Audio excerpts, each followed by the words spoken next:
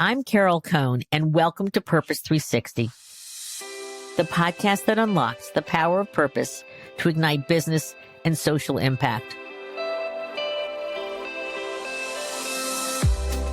Today, we have a delicious segment on Purpose 360. I am going to be having a conversation with a longtime friend, Shannon Schuyler, who is the U.S. Chief Purpose Officer and Inclusion Officer for PwC. PwC is a 295,000 employee professional services network, a global one, and a powerhouse. They provide assurance, tax and legal, and consulting advisory services. What we're going to talk about is the amazing commitment that PwC has to its people. And when they focus on their people, they become a community of problem solvers. Now, I call Shannon an OG, and that's not a term that I use lightly. She has been at the company for over 25 years. She has seen the evolution. She's been part of the evolution. Not only does she have a team right now of 100 people, but she's constantly on the conference circuit, sharing the wisdom of her work, the work they do with clients, her vision of really being attentive to the evolution of purpose in the marketplace. She's just terrific, and she's funny as well. She's just a delight. So we're going to have a highly inspiring conversation. And for our listeners, there are at least 10 powerful insights along the way that you can take to your work, to your teams, to your C-suites, to truly make the impact of their purpose much more profound. Now, I'd like to open with a letter from PwC's global chairman, because it's going to give you a sense of that why employees want more meaning and why leading companies must be ahead of that, must be partners with them to support their well-being, to support their individuality, to uncover their personal purpose. This is the big unlock, guys. Uncover their personal purpose through a variety of techniques and engagement when someone first comes into the company, no matter what level, and then help them to support and find a job, because there's so many amazing different ways you can engage at PwC to align with the company's purpose. So let me read a bit from Bob Moritz's letter. While the disruption caused by COVID-19 pandemic has brought many challenges, it has also taught me some very important lessons, such as the need to protect your people as best you can, the need to connect and keep in touch, and the need to take time for yourself and balance your personal life with your work.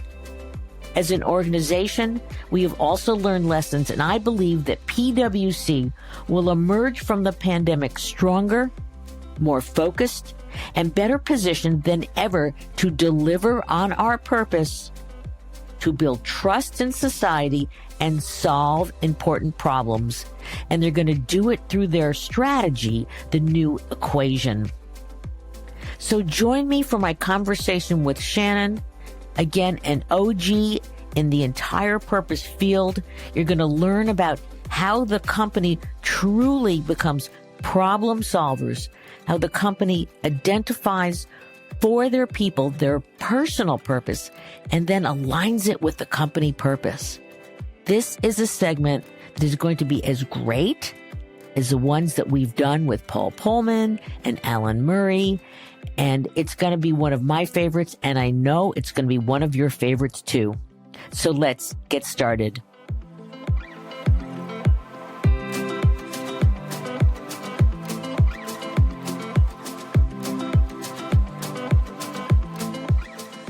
Welcome, Shannon.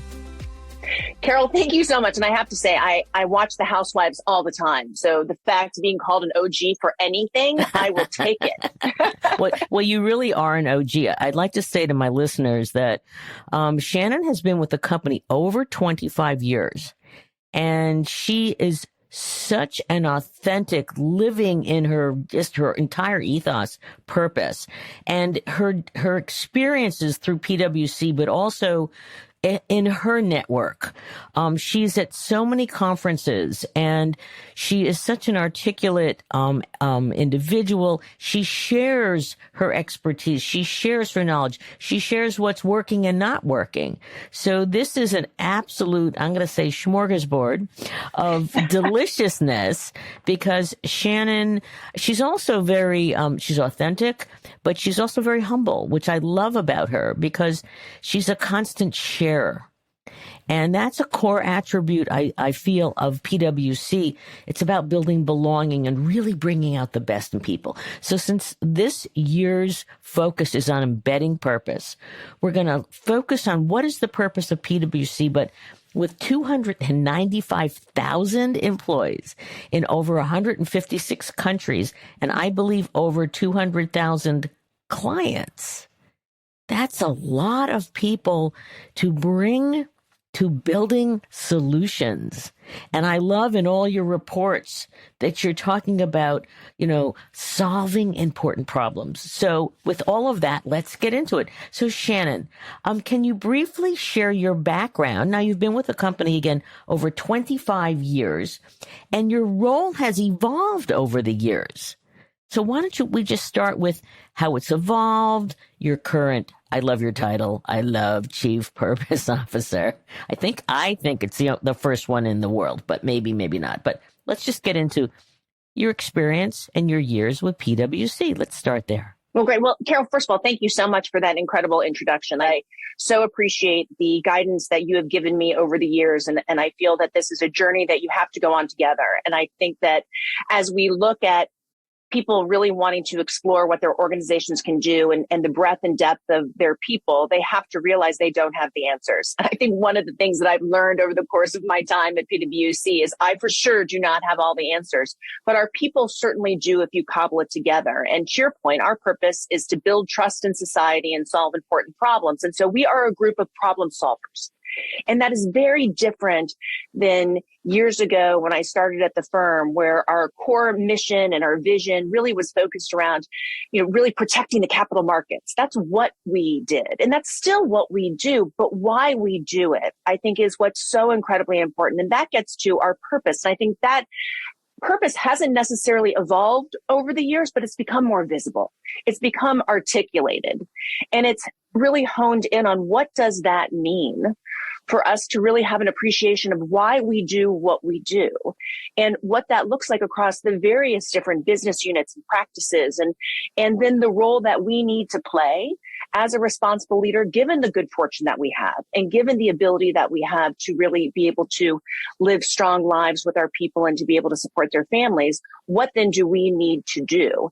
And I think over the course of the years of the firm, I've gotten the opportunity to see those different things, whether it was within recruiting and having an appreciation of how we fundamentally deliver our brand to have people come on and live up to that promise, whether it's through client service and saying, what do we need to do to deliver the utmost to our client, but also be able to say what they're getting right and wrong, to have that really strong relationship, or looking at how do we build and create the first corporate social responsibility group that we had, or our first foundation, and really having an appreciation of, to your point, how does this come together? And I think at first it came together as standalones. And to your point, we've really been focusing so much over the last several years on how does it get embedded? This isn't a standalone.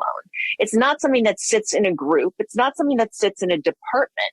It's something that needs to become a part of the feel, the culture of the company, where everybody is focused on being a problem solver. Everybody is the steward and the advocate of our purpose.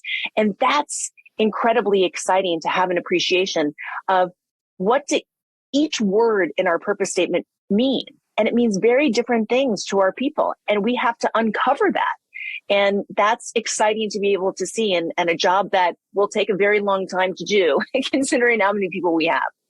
beautifully stated, and really going from an outside in, that your core valuable asset is your people. So thank you so much. I've been talking about that for at least 2 decades.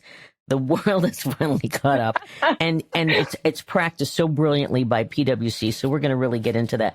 Just talk a little bit about your department, because I think I'm sensing you have a vast group of colleagues that you work with. So what's it look like? I have one of the most incredible teams that I think any leader is lucky to have. And so the Purpose and Inclusion team is a collaboration of individuals that focus on purpose and what does it look like to actually have people understand why purpose is important as they come into the organization. I have individuals that focus specifically on DE&I and looking internally for what that looks like. I have a group that focuses on CO action for diversity and inclusion, so helping other companies look at those types of things. I have the PwC Charitable Foundation. That's a part. I have people who focus within, even on the firm side, on our charitable giving, our volunteering, our pro bono work. I have a department that focuses specifically on data, because I think that that's so incredibly important, because there has to be measurement in these things. Otherwise, it just becomes a nice to have and not a must have. And then now recently, I have a group that focuses specifically on technology. So technology innovation, really focused on how does technology really support the world and making it better from both an environmental standpoint, because I also own environmental sustainability, as well as just capacity building and digital upskilling. And then I also have supplier diversity. So all of these things kind of come together with the most amazing team. It can't be distinct groups. And I think that's what's so important around the embedding piece, because then you can gain more momentum. So make people jealous who are listening on this phone. How many people in your group? I have over 100 people. A vast enterprise for sure. When did you get the additional DE&I role added to your Chief Purpose Officer role? About 2.5 years ago, I was asked to take on our internal diversity and inclusion. In addition, I had been running our CO action. And that has been, I will tell you, such an incredible eye-opening experience to really be able to understand and appreciate the data, to understand the nuances and the different experiences that people have based upon their backgrounds, to really try to dig into self-ID and understanding why people want to share and why others don't.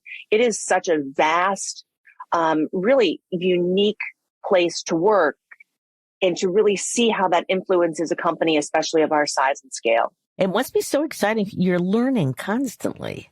Constantly. I mean, Carol, I have to tell you, what has kept me at the firm and what I tell people, I definitely am an intellectually curious person. Totally. And every day I send out every week a list of about 15 articles to my team. And I'm like, okay, these are the ones I got this last week. And they're fascinating. And internally, I learn from all the conversations. And then there's so much around these topics from incredible people like yourself that we need to keep learning and growing and evolving. This is not like create a plan and stick to it. It's something happens in the world and you change. And that is exciting, I think. Yesterday, I just interviewed this amazing man. I don't know if you know Andre Norman, and he was in prison for 10 years. He was at CCP. He wrote a book, which I would suggest to any of your team, but also to our listeners, called Ambassador of Hope. And it was an amazing story because he talked about when he was a child, his father left him when he was 7, and he was one of 6 children. And that hurt him so much. And that's how he got onto the streets and got, selling drugs and things like that, got into prison. But he ultimately had a redemption because God talked to him. I talked to him about his purpose. And his first purpose was playing the trumpet when he was a child. Oh, that's amazing. And that gave him something to focus on. But the gang said, "What's that thing you're carrying?" And they shamed him. So he threw it into the trash and he lost his purpose. And then he found his purpose, after almost killing 8 people. So it's amazing about finding purpose. So let's use that as a segue. I was going to say, I'm going to listen to the podcast and get the book. As soon as we're done with this. There's so many lessons in that book, and it's an easy read, but you feel the pain, you feel the anger, but you feel the shift. So I want to start about what your purpose. How do you embed it in your employees? How do they feel it? Because you do have processes and programs to discover the individual purpose and then how you align it with the company purpose. And I believe that most of the companies I talk to don't understand how to do that. Well, Carol, it's interesting. When we decided to really go down this path of purpose, we created a statement, we launched it, we did our global people survey, and we said, pick one of 5, like, which is our purpose statement? And less than 3% of the people picked. And people were like, you're never going to get there. And we had a conversation and said, do we just want to use this as a marketing statement? Or do we actually think it means something, that we need this purpose to help guide us to our next 160 years? And the feeling was we did. And in doing that, we needed somebody to focus on it and to be able to pick it apart and then help translate it. One of the first things we realized is no one was going to want to gravitate and truly understand our firm purpose unless we wanted to understand theirs. And we spend a lot of time, to your point, and we worked with Aaron Hurst and others over the years to try to understand what makes purpose. And so the first thing we do is when someone comes into the organization, they take a purpose assessment. Our goal is to help somebody find what is your purpose first. That's brilliant. What is your purpose? And that then helps us to understand how to put you on a job. Like, what are the types of clients that you want to work on? What makes you tick, working individually or collectively? It helps us to make sure that we're customizing an experience that we call My Plus, that is not treating every individual the same, but letting individuals be able to guide their way through the organization. And what that has untapped is incredible creativity. Because people aren't just doing the transaction. They're saying, let me bring myself personally to it. And I think that crossroads of saying, what's your purpose? And then taking ours and saying, this is ours. So now people understand why ours is so important to us inherently. And then working to say, how do they come together? And we spent a lot of time in doing that. And wise time. How did you create the purpose assessment? Well, the purpose assessment came from Aaron Hurst, and he had created the purpose assessment. And now we have taken it kind of to the next level of really utilizing it and then being able to take the results and give them to the person's coach, to give them to the person's supervisor, and to be able to have a system that we call My Story, Your Story. And it allows somebody to get in, and the first thing they do is they do this assessment, and then they tell their story in the way that they want to tell it. Like, who are you? And that also helps us in a self-ID, because when you go through things and formalizing how someone's going to ID themselves, many times in many systems, it's your gender comes first and then your race and then these things. We allow people to say, what's your story in the way that you want to? Who are you? And why is that important? Our listeners, why is it important for that person to identify with their story to then link it to the company purpose? Why is that important? That whole notion of you want a place where somebody belongs. You belong in a place where your story matters, where your story makes a difference, and where you're able to tell it in a way that makes you who you uniquely are. And it's really interesting to even see our dramatic increase in the number of people who are self-IDing, because one, we don't limit people to 5 boxes. We have over 40 boxes. Okay. And tell it in the order you want. Because in the order you want, are you a mom first? Are you a woman first? Is it something that is related to how you identify? Like, what comes first in your own story? This is not about us telling you what needs to come first and what should be most important. And then that is now available for anyone in the firm to be able to go and see. So they have an understanding of who you are before they even have had a chance to meet you. And then your employees truly are looking for the corporate actions that you're living. I love there was a story in your purpose report about a mom who I believe her child had some birth defects, and she had to move to another state to get the health care, et cetera. And I love the comment from it was your HR leader or whatever. We're going to take care of you first. We're going to take the work off of your plate. I'm telling the story. You should tell the story a little bit. No, Carl, I think to your point, we really want to focus on the individual. And it's about making sure that that individual has the ability to be successful in whatever that looks like. And our first priority is making sure that that happens over and above serving our clients, worrying about other things. And we've really taken a very customized approach to how do we do that in a way that really allows your unique abilities and your unique challenges to be addressed and to be able to come through? And I think that has been such a shift. Again, to your point, being here over 25 years, that went from something that there was a specific time and grade, and this is how you marched along, and this was what it looked like, to now saying and being comfortable enough and trusting ourselves enough and our people enough to say, we'll get to the right place if we let you do it. And you tell us what you need. And that was a huge shift and a scary shift for us. I'm sure. Was there a point in time, I mean, that shift happened, or did it happen a little slower, or did something happen? You know, was it George Floyd? This was before George Floyd for you, though. What happened when you take this storied, accounting firm per se? And I know you talk about yourself larger than that, consulting firm, right? But products and services firm, yeah. But something happened because you went from being very rigid and very codified, and all of a sudden you're humanistic. Well, and I think, Carol, you said it. We're about our people. Like, we're a people business. That's what we do. We don't sell widgets. We are people, and people have changed. What people desire has changed over the course of time. And we have needed to dig into that to have an appreciation of what people wanted and the way in which they worked and the motivations for working 100 years ago, right, are different than they are now. And that seems so obvious, but I think it took us a while in the machine of it to kind of break it down. So I think it was probably about 10 years ago where we started to make some really dramatic shifts. And I do think that since the murder of George Floyd and then since COVID, I think we've become more rapid in saying, okay, this is now who we need to be. And we need to embrace that change. And we need to say it's a benefit.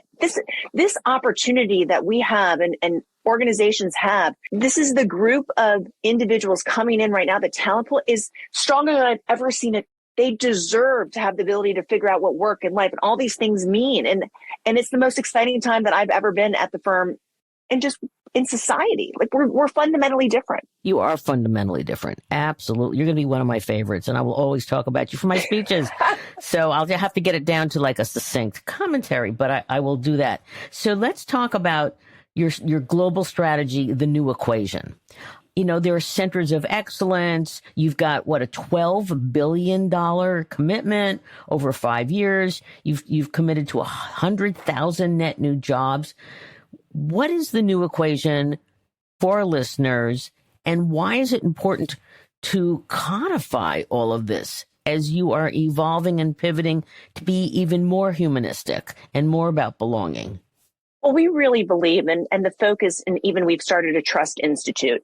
Trust is so incredibly important, and we want to make sure that we're delivering that both to our people, certainly, but to our clients and to society broadly. What the new equation did for us was to take a very much legacy, long-term, 160 years of this is the structure of our organization. We have audit, we have tax, and we have advisory or consulting, however you want to call it, and say, you know what? It's not about that. It's back to your original point. This is not embedding. This is about bringing people together and allowing for other aspects of how best to both approach PwC, but how can we solve problems in a more succinct and a different type of way by bringing ourselves together, and then to be able to deliver that to our clients and saying, we now have a trust practice, and that trust practice, that's what they are delivering. And yes, it's a combination of things around audit and tax and consulting to say, this is how we deliver that. And then we also have consulting solutions really to help to make sure that we're building the strategy and we're implementing it. So we took the entire organization and we moved everybody's cheese, which was terrifying, right? And it allowed us to really understand that we want to be here for another 160 years. Mm-hmm. And we need to deliver in a different way. Mm-hmm. And we need to deliver in a more embedded way where our expertise was traveling across practices and we're not as siloed as they had been before. Right. And so, okay, so that's Moving Someone's Cheese. That is a book for our listeners. It's a great little book. You should read it. It's an old one. It's a good one. It must have terrified a lot of people. And so, I mean, maybe you don't use the word terrified in your organization, but they're probably uncomfortable at least. How did you You knew this would work. I mean, not maybe all the steps, but you knew because you are such a believer of unleashing a person's potential. And if you support them, they will support you back if you find that alignment. But how did you calm down the senior leadership so that they would advance on this journey? The senior leadership team really was the drivers and really said, in order for us to continue to be able to deliver what we inherently want to do and to really live up to our purpose, we need to look at the structure of our organization. And it was terrifying because we did it during COVID. And so you already had all these things happening and you were trying to do it in a virtual environment. But we also felt that it was our responsibility to do. And because we have built that trust internally, and because we have built that trust with our clients, even though we were moving and shifting, people said we wouldn't have done it unless we were very sure that this would make us stronger and better and be a better place for our people and a stronger place for our clients. And I think that trust we had to have had, and that has been building over the last couple of years to allow us to be in that position to say, this is the time to do it, because change is good. And Carol, you've known me for a long time. I love change. If you're going to sit and be reactive in this world, you're going to be behind and you're not going to be able to get ahead. And once you're behind, and you can't catch up. And we said, what's the risk? Is it riskier to try to get ahead, or is it riskier to wait for it just to happen to us? And we said, we are going to hold our own future in our own hands. We're not going to wait for somebody else to tell our story. We're going to tell our own story. And with that came this change. And just to let our listeners know the real size, you're like over 45 billion in revenues. And this is not a little company. This is a very big company. So what key advice would you have for our listeners? And many of them are 10 billion, 15, $20 billion companies, but they haven't made the shift. They may have identified their purpose, but they're not embedding it. And so I'd love to hear, like, do you have any advice? Because you've got people who are, they kind of have a role like yours, but they don't have 100 people and they don't have the willingness of the C-suite that gets it. Any advice, pearls of wisdom? I know you've got a lot of those pearls. One, you have to embrace that change is a good thing. And it's very uncomfortable, and you need to get very comfortable with being uncomfortable. But you have to be able to look at what lies ahead.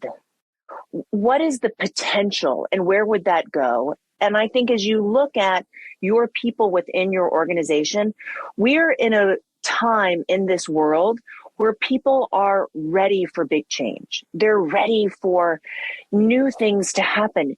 By meeting them there, that also creates an exciting environment to be a part of. So you have to make sure that you're never going it alone. I mean, the one thing that we say over and over again is never go it alone. If something bad is happening, if something good is happening, take somebody with you. And so if you get people with you and you lock arms and you walk through and you don't let it go and you all are saying the same thing, you have a great ability to drive change at scale. And I think one of the things that our CEO, Tim, talks a lot about, and we'll come up with what we think is a great idea. And he's like, so how does that scale? So scale that to me past, 10,000 people. Like, what does that look like? And you have to continue to challenge yourself over what that looks like. And the other thing we do a lot is challenge yourself to not just pilot. You got to jump in. Pilots are one thing, jumping in is another. So if you're going to go big, have a great comms plan, and, make sure that you're answering every one of the feedbacks, positive and negative, to get everyone on board. Let's take a break and talk about the numbers.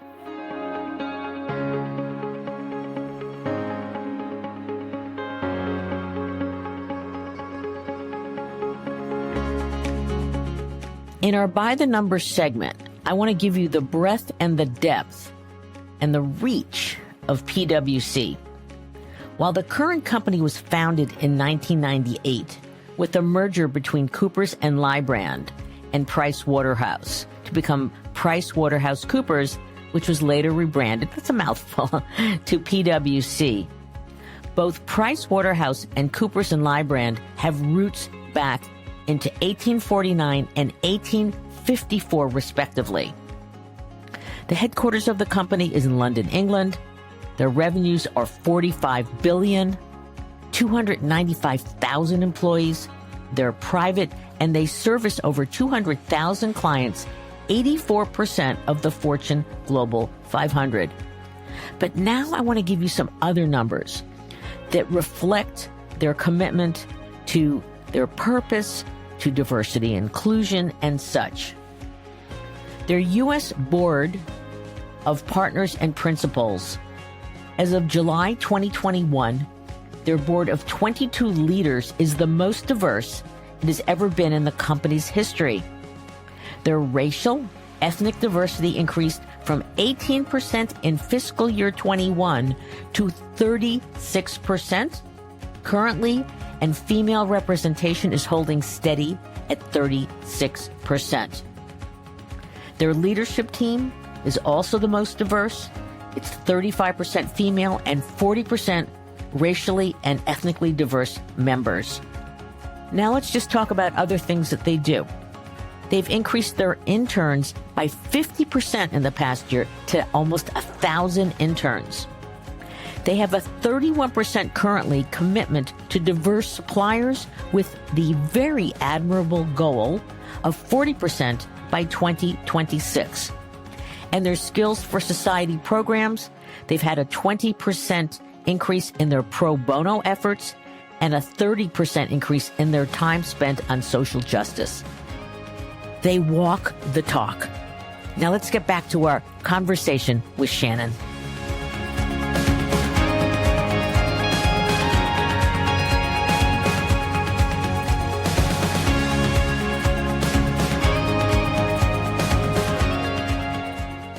So let's talk about scaling and ideas, and I want to get very specific. Let's talk about your New World, New Skills program.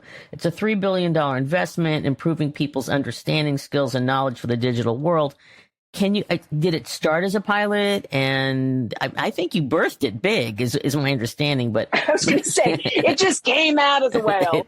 So that was based on, we went through an internal transformation, a technology upskilling transformation of saying, we as a company to ourselves, we all need to embrace the grade 8 technologies, what that looks like, and how that can drive and change our organization, and also shift us from just being a services organization to a products and services organization, and meet our clients where they were, as well as meet, again, those new people coming in who know how to use a drone and know how to use AI. How do we make everyone in the company have that same amount of literacy, which will then allow them to be able to move on to different roles within the organization? And so our global CEO, Bob, said, listen, if you go on this journey with us, we won't let you go. Oh, nice. And that was pretty magical to be able to say that to people within the organization. Away. Yeah. It did. It said, if you do this, and we have people who were in our call centers who are now in our technology groups running and working with clients. If you go on this journey, we will make sure not only do you have the job that you have, but you can go beyond that job.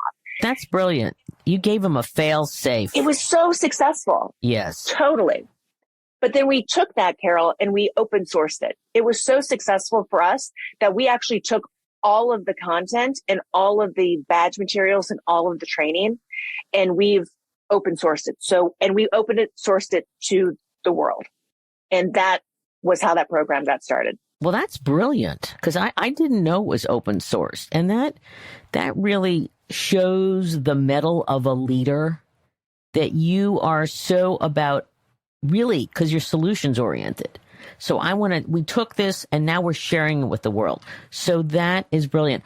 I want to jump totally to the DEI part of because I want you to talk about your CEO action commitment, because that was another big, a little bit of risk, a lot of sharing. So can you share for our listeners what that is, why it's important, and where is it today? It was 5 years ago, after the different riots, and our CEO came in and said, why aren't we talking about this inside of the firm? And we're like, because you don't talk about politics, you don't talk about these, like, we don't talk about that. We don't talk about these things inside. And he's like, but everyone's talking about it on the weekend. Why aren't we talking about it? And so he brought us all together, and it was on a Monday. And he said, On Thursday, we're going to do a candid conversation. I want every partner within the firm to take their groups and to talk about diversity. And our general counsel and HR and everyone said, there's no way we should be doing this. And he said, you're all leaders. You can have a conversation. You're talking about these things at home. Have a conversation with your team. And we all took Thursday, a couple of hours, and had a conversation around our teams, around diversity, around people were feeling what was happening in society. And it was the most dramatic day still that I've ever had with the firm. I mean, the tears and the sharing and the respectful disagreements made us a different organization almost in a day. And it was so pivotal that our people came back and said, so what's next? And Tim said, well, if we're having this issue, others have to. And he reached out actually to our direct competitors first and said, do you want to start this? Do you think that it's important? Are we not the only ones that are having this? Do you think if companies came together and focused on how to have candid conversations and how to share best practices and how to take some type of unconscious bias training, that we would actually be better for our people? And they agreed. And we kicked off with less than 100 companies. And now we're up to about 2,500 CEOs. And we are across industries and we have colleges and universities and we have nonprofits and large companies and small companies. And we have almost 2,000 best practices that people share. And it's been a galvanizing way for companies to be able to look at this issue, to be able to understand they're not alone, to be able to have CEOs share their letters with one another saying this letter worked, this letter didn't. That's great. And to also add the board conversation to that, as well as now transparency and how do you report, all of those things. And so it was a great collective and the coalition is incredibly strong. Now, are those 2,000 best practices, are they open sourced or just for the members of the group right now? Those are for the members of the group right now, for them to be able to have it and share it. There is a way for people to be able to look more broadly at some of the things that are there or to sign up for different newsletters. But that really is housed towards those members. The unique thing that we've done is there's no membership, there's no payment. Every single thing within the organization is free, including all the events that we do every month or in it's because, again, we thought this was the right thing to do. Brilliant. Again, I mean, you're giving away to get. I mean, that's been my entire career. I give away to get, and you're doing it on such a collaborative basis, which is great. For those listening who want to take on an issue that is bigger than them, but it's important to their business and the world, what are your 2 or 3 recommendations if they want to create their own CEO action for X? I think it's first articulate the business case. One of the things, and Carol, in all the things we've worked on over the course of the years, people tend not to think that areas within the social or environmental, depending sphere, don't need the same rigor and business case that a business actually has when you start a new service offering. It needs to have that rigor. So what is the problem? What is the challenge? What is the cost? What are your stakeholders? What are the ramifications? How are you going to measure it? I think all of those things, if you can put together that business case, that gives you a chance to be able to go confidently to leaders to at least make the pitch. I mean, when I started our, so long ago, our first look at corporate social responsibility, that was based on a white paper that I wrote to our CEO saying, we need to do this. And this is why, and these are the possible outcomes. And this is what this could look like, and the brand differentiation and what it means to our clients and what it would mean to our people. And it could potentially make retention better. And from that, they were like, okay, well, then give it a try and see if it works. And now we're where we are. And I think that that's what it takes. Okay, so I want to jump to measurement. And I want to talk about, so many people are questioning, in environment, you've got all sorts of, measures. It's data and a lot of great organizations that can parse that data. The S is really hard to measure. Do you have any recommendations on how you're measuring the S, whatever the S is for you, and then for our listeners? Well, I'll take them in 2 parts. I think the S, the diversity part of S, I happen to be significant believer in the more transparent you can be, the better. When we released our first transparency report specifically from that dimension 2 years ago, it was a game changer for us. It was terrifying for a lot of people and a lot of concern about what would happen. And what's happened is it opened the eyes to our people to drive change and to understand where we are and to know that we need to be dramatically better than we are. And it held a mirror up to ourselves to really look at how we evaluate programs, how we evaluate success in a fundamentally different way. And you need to get over your fear of doing it in order to get there. And so I think that's really important. I think for the more general social side, I think it's looking at a couple of different things. And so we try to triangulate our data. So one is to look at what is the impact for our people. And so with each different social engagement that we have, whether it's doing pro bono, whether it's skills-based volunteering,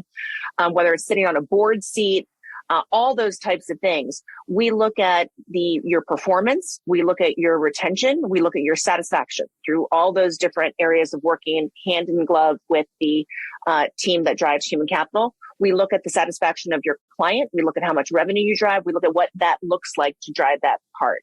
Then we look at the organization, and we have now gone into each one of our different actions with the organizations, but these are the outcomes we expect. So we don't now go in anymore saying, here's some money and we're really excited to be a partner. With this money and with these people and with these resources, we need X, Y, and Z. And it could be, how has that increased the number of people that you're interacting with? How has this increased the satisfaction that you have within those individuals that you're trying to serve? So we're very regimented with saying, yes, we want to do it. And the stories are amazing because that's the humanity of it. But it has to have an understanding of, what did that money actually do? What did that time actually do?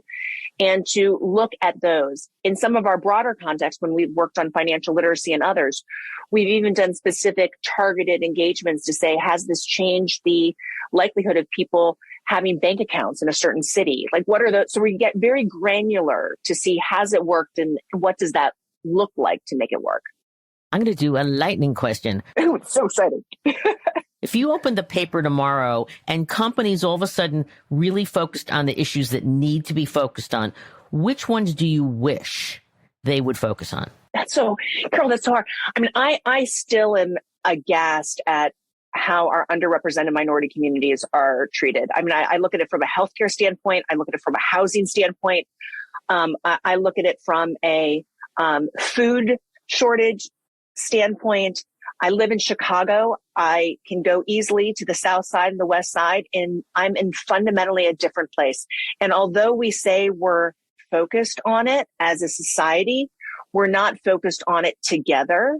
And having my husband, who grew up in the South Side of Chicago, and be the only person in his family to graduate from college and to go to law school, and now a public company CEO who's Black, like he says it was luck. And when you look at it, it was luck. It shouldn't be luck. And we need to figure out how to come together and to really address those issues in fundamentally a different way. Also, our education system. I think about the billions of dollars that we all pump in. I mean, the one thing you can ask any company and they say, well, we're focused on education, and we all are.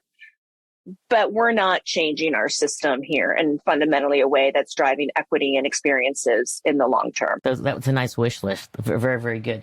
Social issues. When you're giving a lot of your speeches, this one's going to Oh my God, okay, here we go. I waited until we would get into those. Yeah, but you said, interestingly, that you think a company should really very vigorously embrace lots of social issues.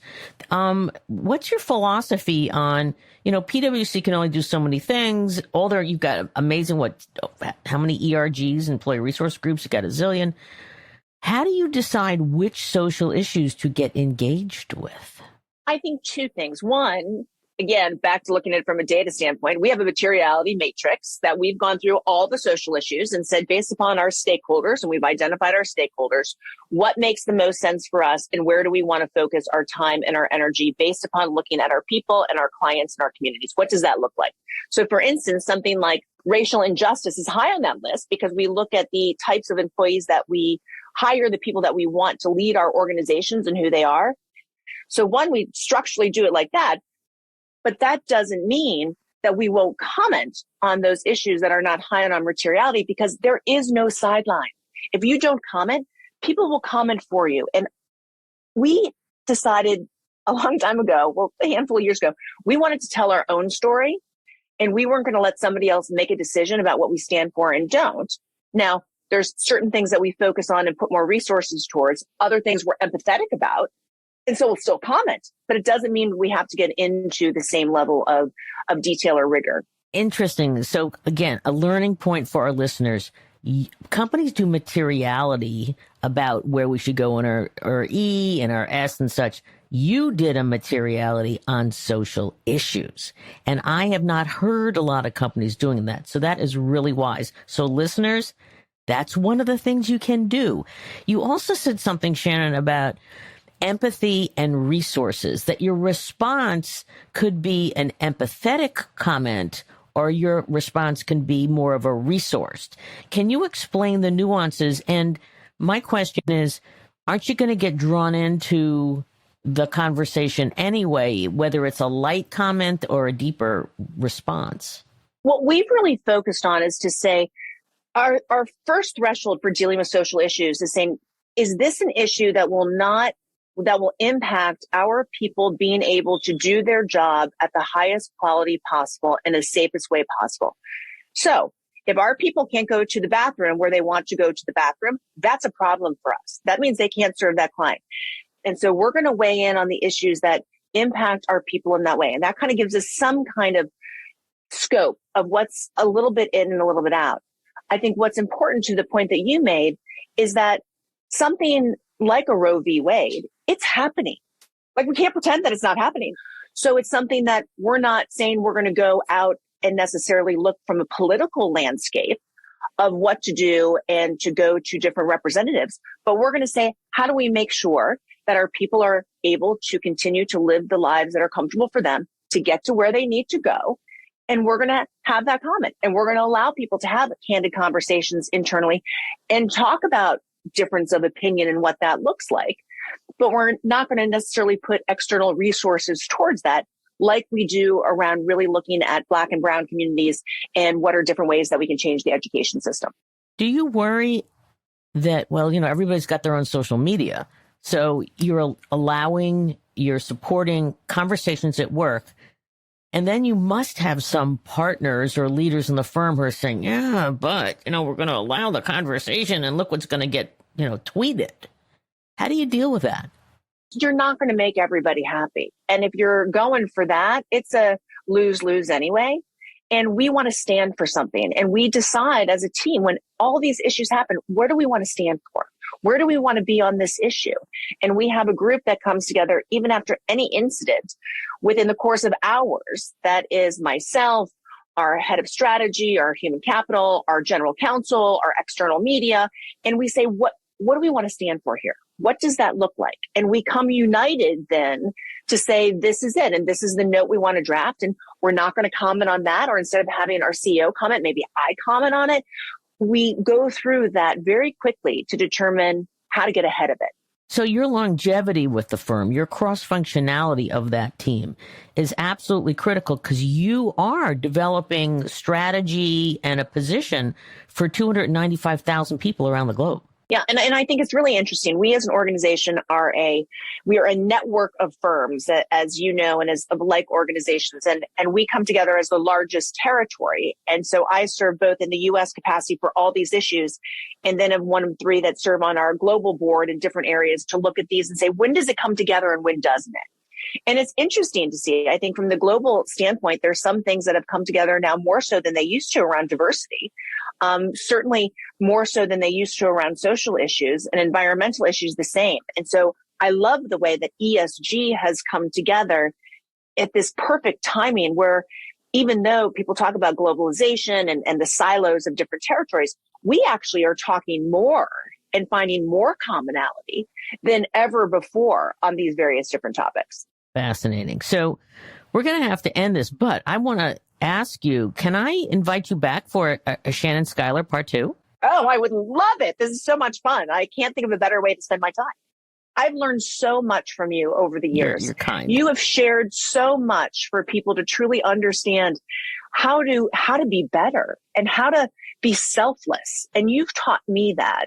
And any way that I can share anything that I've learned, and we certainly should do one over what went wrong. Okay. Okay, great. We can do a whole session over what didn't go right through all of these different things. But you've really guided me and are such an incredible leader that I'm just inspired to always be with you. Oh, you're kind. You're very, very kind. I think you have so much to share. And I don't have enough time now. And I've been told I can't have the longest podcast. So we'll do a part 2. So you probably have 100 pearls of wisdom to share. Let's talk about the top 2 to 3 insights for a company. Most companies have their stated purpose. The challenge we've seen from our research and our work is the activation is not integrated. It's, they're on a journey. So, yes, somebody yesterday said it was an expedition, like I'm digging out the dirt. I like that. Is that great? You said. Yeah, I was thinking about Timberland boots, and they've got these pants on and whatever, and they're digging the dirt. Not just, it having feels like that sometimes. No, I'm sure it does. So let's take a couple, 2 or 3 pearls of wisdom as we close down Shannon Schuyler part 1. You have to believe. You have to realize that. And if you're talking specifically about a purpose, it is not just words on a page. We spent the first year dissecting what does trust mean to different people around the firm? What does important problems mean to different people around the firm? If you want it to come to life, you have to have people understand even what they think are simple words. You have to really have people come together and have that appreciation so together they can believe that something can change as they unite. I think that's incredibly important. The other thing that I think is really important is you have to make sure to continue to reinforce it. It would be so easy to stop talking and stop saying this is the lens that we need to use. One of the things that we do whenever a leader starts a meeting, they do a value share. A value share is taking one of our values and saying, let me tell you what this means. This is just not, care is just not a word. Let me tell you how it worked in this engagement. And so people understand what it means to do that. And then the third is you need to build trust. Trust is one of those things that's really hard to build, but once you got it, you can do a giant transformation with it. And helping people, and with our Trust Institute, we're trying to help 10,000 executives understand what trust means across their portfolio. And I think those are really important to think through as you look to go on your expedition. Yeah. You have really embraced the thought leadership in sharing, gathering. You're the convener, the catalyst, but then you bring all these amazing, whether it's employees or CEOs or DE&I leaders together, and you let people share and talk, and then you share it out. You codify it, but it's not just you. You're truly a catalyst for change. Shannon, this has been a brilliant conversation. I know this is going to be one of our best listened to, but there really is a part 2, part 3. So I will come back at you, and we will have some more great conversation. So thank you so much. Any last, again, pearls of wisdom you want to share before we wait here and before we go to part 2? The only thing that I will add is make sure that you're enjoying your life while doing all of this. What makes it come to life truly is that you personally are finding something special in it, and then you bring it into the organization. That together is really what makes it magical. Makes it magical. And you can hear from the excitement and the passion in Shannon's voice that she has been unleashed. I know. No, this has been great because, when you're on the stage, you're a little more formal, but this has been great because she really is an OG, and she should wear that badge proudly. And she is she does it with humility and sharing and whatever. So, to our listeners for Purpose 360, this has been one of my favorite podcasts. Anyway, to our listeners, thank you for listening. Again, go to your favorite podcast, rank us, rate us. We're almost at 5 stars. We want to be one of the best. How do you get to embed and understand your purpose? Because there's so many companies out there and not-for-profits and others that just really want to do this well. So thank you, Shannon Schuyler. This has been a true gift to everyone in our network, your network, and to our listeners. So thank you so much. Thank you.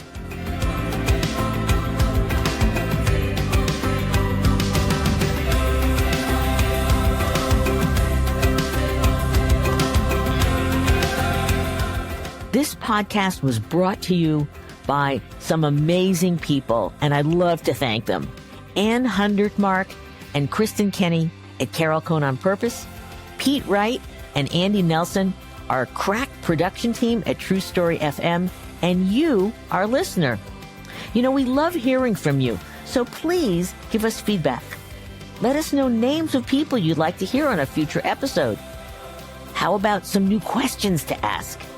And also, please rate and rank us, because we really want to be as high as possible as one of the top business podcasts available, so that we can continue exploring together the importance and the activation of authentic purpose.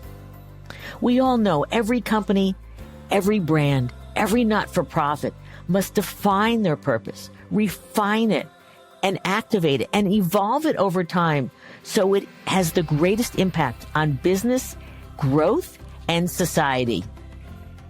And by listening to these episodes and sharing them with your colleagues and talking about them, I want to inspire you to have an amazing answer to this question: what is the power of your purpose? Thanks so much for listening.